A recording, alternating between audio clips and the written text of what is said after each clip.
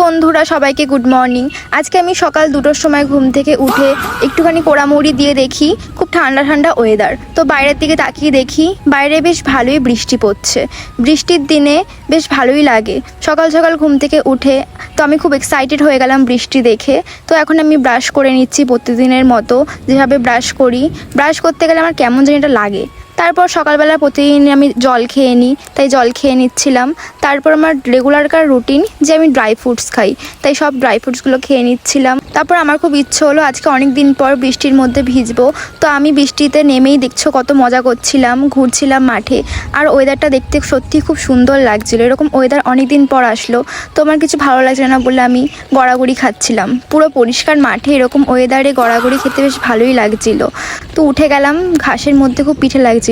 তারপর বৃষ্টির দিনে সে বৃষ্টির গানে নাচ করতে ইচ্ছে করছিল, তাই আমি নাচ করে নিচ্ছিলাম।